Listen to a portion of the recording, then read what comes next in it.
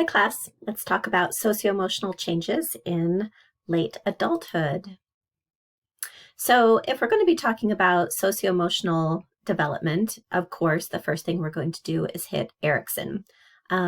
We are now at the end of the lifespan, and of course, Erikson's theory spans from birth to death, and we've made it all the way through up to ego integrity versus despair. This is the point in life where death is visible. It's around the corner, maybe within 5 to 10 years. And what happens is there starts to be this process of looking back across the lifespan and trying to decide if it made sense or not. They look back and they either feel like it was a coherent story, a narrative that made sense, and a story that was worth telling, or they look back on it with despair, and there's too much regret, too much pain, and they can't make any sense of it. If they end up in integrity, it's not that it was just a rosy life. Of course, there was difficult things, but they're able to make sense of it and to come to terms with it, and then they can face death with a certain sense of peace. So integrity is the ability to accept the facts of your life and face death without great fear. And you're able to incorporate all of life's events into a cohesive, positive whole. On the despair end, life's events cannot be integrated into a coherent story or viewed positively, which leads to hopelessness and regret. Butler is a theorist who was very interested in this idea of integrity versus despair and undertook to conduct some research on it. And he argues that as individuals realize that there's limited time remaining to them, they will examine what kind of life they've lived and whether they feel their life was a success or a failure. He finds that this is, in fact, a naturally occurring universal mental process. He argues that it happens to everybody, that it's something that happens naturally and it just sort of bubbles up as the time draws near, and that all older adults will experience it. Now, he says that it might be a conscious experience or it might be an unconscious experience. If it is unconscious, probably the life was very difficult and there were a lot of unresolved conflicts that were too painful to deal with. And so they might be buried or they might come up in dreams.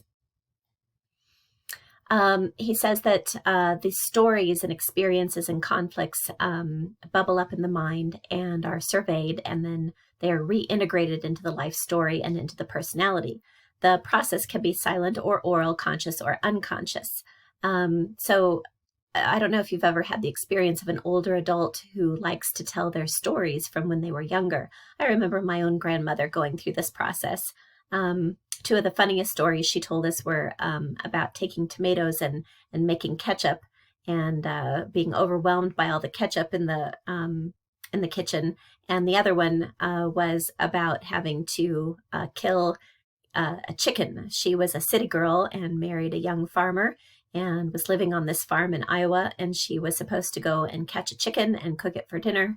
And she grabbed it and she tried to wring its neck, and she was wringing it and wringing it and wringing it, and it wouldn't die. And the neck kept getting longer and longer. And that sounds kind of macabre, but the way she told the story was very funny. And I remember hearing that story many, many times. And as I reflect back on that, I think to myself that that story bubbled up because she was getting closer to death, and she was undergoing Butler's Life Review, and she was working through the difficulty of being a young woman, newly married, and having a very a different kind of lifestyle than she ever imagined. And of course, it must have been awful to be wringing the chicken's neck and it wouldn't die. And I'm sure she felt bad about that. And so this probably bubbles up with her thinking to herself, what kind of person does that? Am I a horrible person for having done this to this chicken? I know it seems small, but I can totally imagine that that's the kind of thing that might have kind of niggled at the back of her mind. And so it's a story that I heard many times as she told stories about being a young, brand new farm wife. She didn't last very long in that. They moved to the city shortly after. I think it was a difficult time in her life. And so these stories came up during Butler's Life Review. If we resolve the process of reviewing the life story well, we end up in Erickson's integrity. And if we have negative resolution of the stories, we end up in despair. Are older adults happy? For the most part, they are, actually, unless there's some kind of a physical limitation that requires them to not live in their home anymore. So this is a happiness chart, and you can see that sort of we're most miserable between the ages of 41 and 50. And then we get happier around 51 to 60, and then older adults 60 and over are quite happy. I really want to caution you as my young students not to look at this and think, oh my gosh, it's a slog going forward. Here's what I think is happening. First of all, I think we need to understand there's a difference between happiness and joy. Happiness is like, yay, I have a donut, or it's a beautiful day outside, or, I got a raise. But joy is something that is much, much deeper. Joy is something that you can have even when things aren't going your way. And I think that's what we're seeing here. Ages 41 to 50 is a very, very stressful and busy time of life. It's peak career, and it's a very intensive time of raising children. Not intensive in the way that toddlers are, but intensive because you're launching young adults. There's a lot of push-pull between yourself and the teenage child. Lots and lots of stuff going on. And I think happiness can be at a low at that point. That doesn't mean there's not joy in the process, though. I suspect that happiness is rising here from 51 to 60 because of launching of the children, and it's rising here at 61 to 70 because of retirement from work. Does that mean you shouldn't have children or have a job? Certainly not.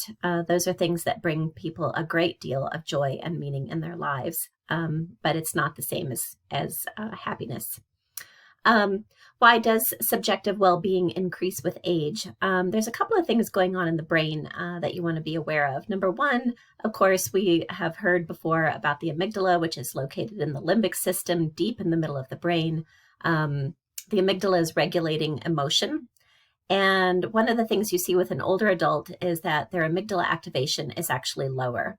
Their emotional arousal and is lower, and that is evidenced by less activation of the amygdala.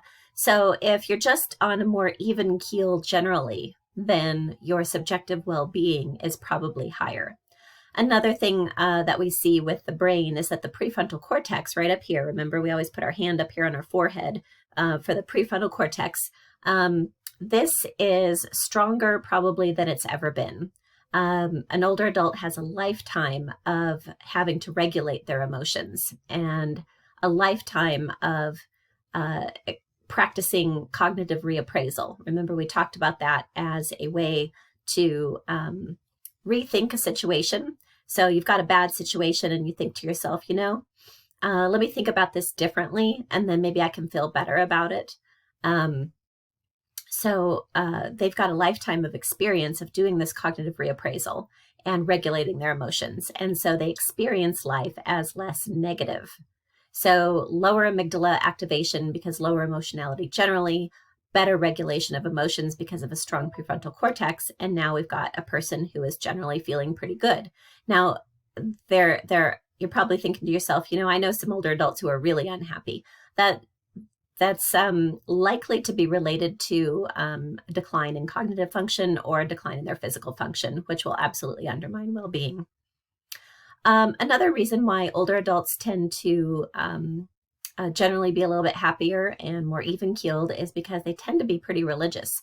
We call this religiosity in psychology, and it is an important coping mechanism. This varies in how important it is by ethnic group.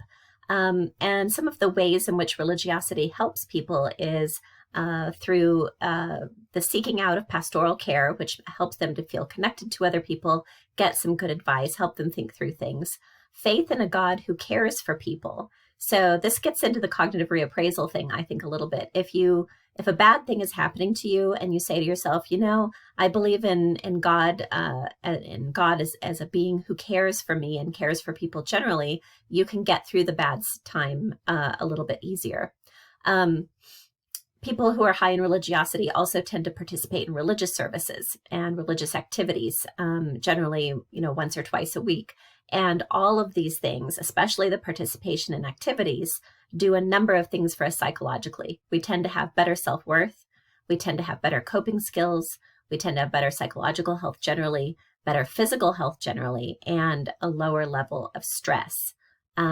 This is probably coming from just sort of emotional connections, social connections with other people.